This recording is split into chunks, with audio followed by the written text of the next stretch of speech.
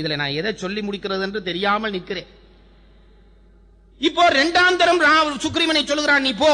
சுக்ரீவன் வருகிறான், ஐயோ என்னை அம்பு போடுகிறேன் என்று போடாமல் விட்டு விட்டாயே ராமா. ராமன் சொன்னான், நீங்கள் ரெண்டு பேரும் மோதுகிற பொழுது யார் சுக்ரீவன் யார் பாலி என்று தெரியவில்லை, மாறி உண்மையிலே போட்டு விட்டால் என்றுதான் நான் அம்பு போடாமல் இருந்தேன். இது சரியா? ராமனுக்கு தெரியாமல் இருந்திருக்கலாம் சுக்ரீவன் யார் வாலி யார் என்று. அனுமனை கேட்டால் சொல்லி இருக்க மாட்டானா? அது கூட வேண்டாம், ஒரு அனுமான பிரமாணம். அடிக்கிறவன் வாலி, வாங்குறவன் சுக்ரீவன் என்று கூடவா தெரியாமல் இருந்திருக்கும்?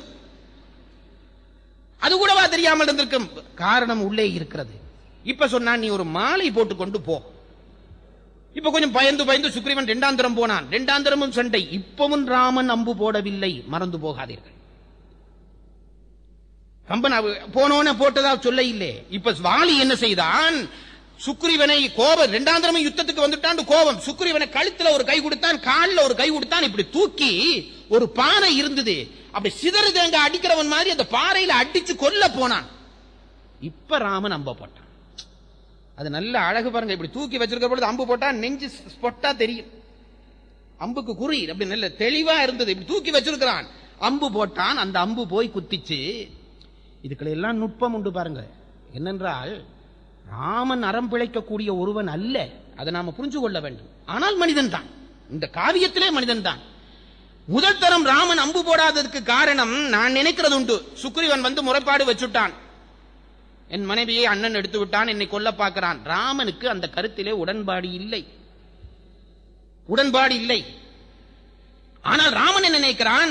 அண்ணன் தம்பியை கொல்வானா? வா போய் உங்க அண்ணனை கூப்பிட்டு விசாரிப்போம் என்று கூட்டிக் கொண்டு வந்திருக்கிறான் ராமன்.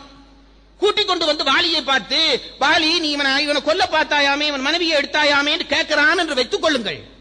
வாலி ராமன் மேல் மதிப்புள்ளவன். ஐயோ ராமா, நான் அப்படி செய்யவே இல்லை என்று சொல்லிட்டான்னு வைங்க. இப்ப என்ன செய்ய முடியும் ராமர்?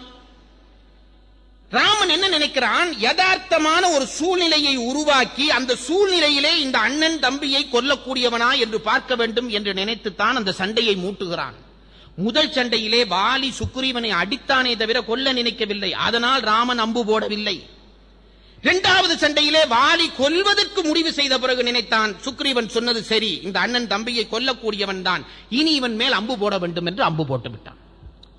இப்ப விழுந்து கிடந்த அம்பை இழுக்கிறான் சுக்ரீவன்.